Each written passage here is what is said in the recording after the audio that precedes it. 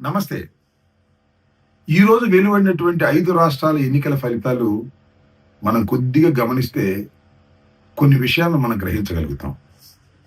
ముఖ్యంగా తమిళనాడు, కేరళ, బెంగాల్ ఈ 3 రాష్ట్రాల్లో ప్రస్తుతం ఉన్న ప్రభుత్వాలు కూలిపోయాయి.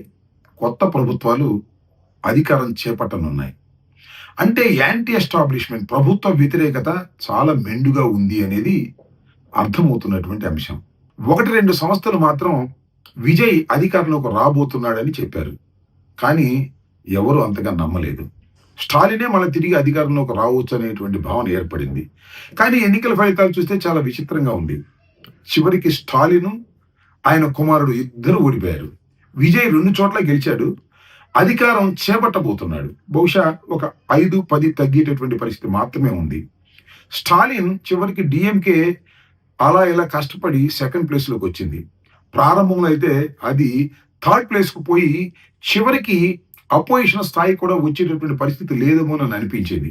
ఏది ఏమైనా స్టాలిన్ చాలా బ్రహ్మాండంగా చేశాడు, అద్భుతంగా చేశాడు అని మీడియా పొగిడినప్పటికీ చాలామంది విశ్లేషకులు స్టాలిన్ పరిపాలన చాలా బాగుంది తమిళనాడులో అని వదలగొట్టినప్పటికీ కూడా ప్రభుత్వ వ్యతిరేకత మెండుగా ఉండటం వలన బాబు కొడుకులు ఇద్దరు కూడా ఓటమి పాలు కావాల్సినటువంటి పరిస్థితి ఏర్పడింది. ఇది కొంత ఆశ్చర్యాన్ని కలిగించేటటువంటి అంశం. ఇంకా విజయ్ విషయానికి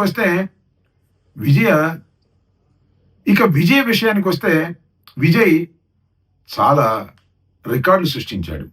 ప్రారంభం నుంచి అతను పార్టీ పెట్టిన దగ్గర నుంచి గెలిచేంత వరకు ఎక్కడ జడవకోకుండా ముందుకు వెళ్ళాడు. సాహసోపేతంగా ముందుకు వెళ్ళాడు. ఒక్క మాటలో చెప్పాలంటే సినిమాలోనే హీరో కాదు, ప్రజల మధ్యన కూడా హీరో అనేటువంటి మాట అనిపించుకోగలిగాడు కాబట్టే విశ్వాసం పెరిగింది. ప్రజలు ఆయన పక్కన మొగ్గారని నేను అభిప్రాయపడుతున్నా. ముఖ్యంగా ఆయన మీద ఈడీ కేసులు పెట్టారు. ఆయన ఇబ్బంది పెట్టేటటువంటి ప్రయత్నం చేశారు. చివరికి ఆయన సినిమాను కూడా రిలీజ్ చేయకోకుండా జాగ్రత్తలు తీసుకున్నారు. కుటుంబ తగాదాల గురించి రెచ్చగొట్టేటటువంటి ప్రయత్నం చేశారు. అనైతికమైన విషయాలను ఆయన మీద రుద్ది ఆయన అపాస్పాలు చేయాలని ప్రయత్నం చేశారు. అయినా విజయ్ మాత్రం ఒకటే చెప్పాడు, బీజేపీ వాళ్ళు పొత్తుకు రమ్మన్నా, ఇంకా అనేక మంది పొత్తుకు రమ్మన్నా నేను పొత్తులకు వెళ్ళను, ఒక్కడనే పోటీ చేస్తాను, సింగిల్గానే సింహం పోటీ చేస్తుందని గర్జించాడు. ఆ గర్జించినటువంటి గర్జన ప్రజలు విని వీరవేశారు. ఆయన గెలిపించి అధికారంలోకి తీసుకొచ్చారు. ఇది చాలా మందికి గుణపాఠం కూడా కావాల్సినటువంటి అవసరం ఉంది. సాహసిస్తే తప్ప అధికారం రాదు అనేది చాలా స్పష్టమైనటువంటి సందేశాన్ని విజయ్ ఇచ్చాడనే విషయాన్ని మనం ఇక్కడ గమనించాలి. చాలా మంది రాజకీయ పార్టీలు పెట్టారు. ఈవెన్ తమిళనాడులో కూడా రాజకీయ పార్టీలు పెట్టారు. ఈయనకన్నా పెద్ద స్టార్లు అనుకునే వాళ్ళు కూడా పెట్టారు. కానీ ప్రజల మధ్యన నెగ్గలేకపోయారు. కొంతమంది వెనక్కే వెళ్ళిపోవాల్సిన పరిస్థితి ఏర్పడింది. అంతేకాదు పక్క రాష్ట్రాల్లో కూడా అనేక మంది సినిమా స్టార్స్ రాజకీయ పార్టీలు పెట్టారు. కాలగర్భంలో కలిసిపోయే విధంగా చేశారు. ఒక్క నందమూరి తారక రామారావు గారు మాత్రం ఇదే పద్ధతుల్లో సాహసంగా ముందుకు వెళ్ళాడు. బోత నేను చెప్పదలుచుకున్నది ఏమిటంటే, రాజకీయాల్లోకి వచ్చిన వాడు ఎంతో కొంత మొండితనం లేకపోతే కుదరదు అని తేల్చేశాడు విజయ్ కూడా. అనేకమైనటువంటి ఇబ్బందులు పెట్టారు, అనేకమైన ఆశలు చూపారు. ఎవరితోనూ కలవకోకుండా మొండిగా పోరాటం చేసి విజయ డంకా మోగించాడు. అందువల్ల సాహసం సాయరా డింబక అని ఒక సినిమాలో ఎస్వి రంగారావు అంటాడు. అదేవిధంగా సాహసం చెయ్యందే రాజకీయాల్లో ముందుకు వెళ్ళలేమనే విషయాన్ని గమనించాలని ఈ సందర్భంగా నేను చెప్పదలుచుకున్నా.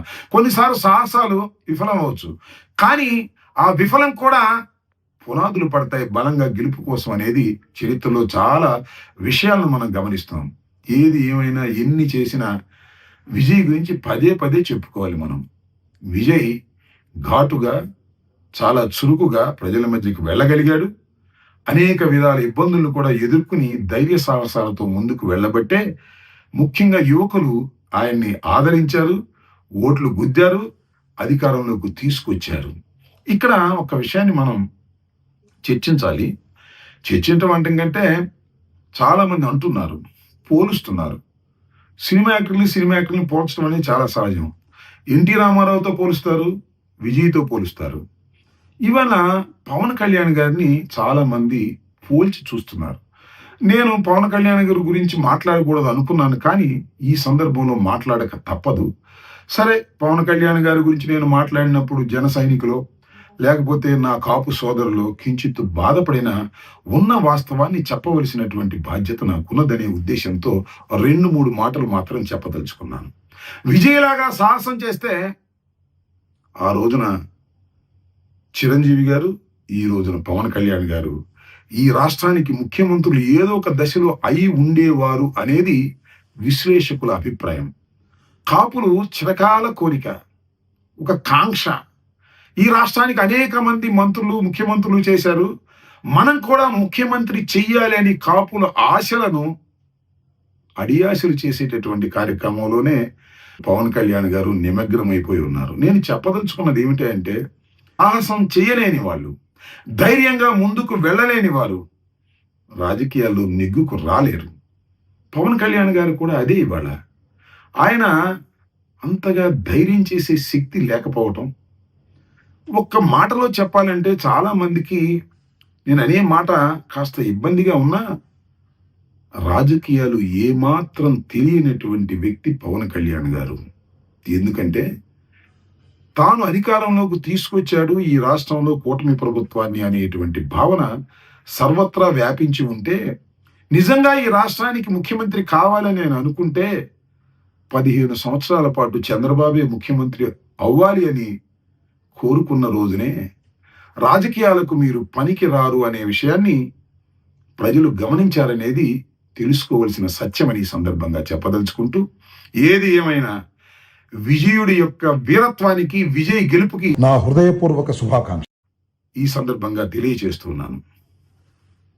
హిట్ టీవీ యాప్, ఇందులో short news, live news, entertainment shows, movies, digital magazines తో పాటు మీ జిల్లా వార్తలను కూడా ఫ్రీగా చూడొచ్చు.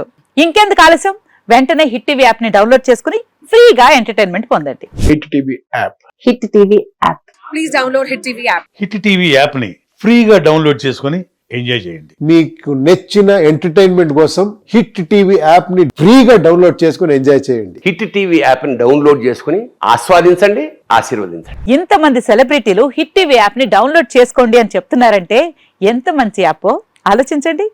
అమెరికా అమెరికా అమెరికా అమెరికాలో చదవాలనుకునే వాళ్ళకి విశ్వసనీయమైన పేరు మన శౌర్య కన్సల్టెన్సీ. UK లో 1 year masters. UK లో 1 year masters. 2 years work permit up to 5 years visa. Contact Saurya Consultancy. Contact 89851 89851.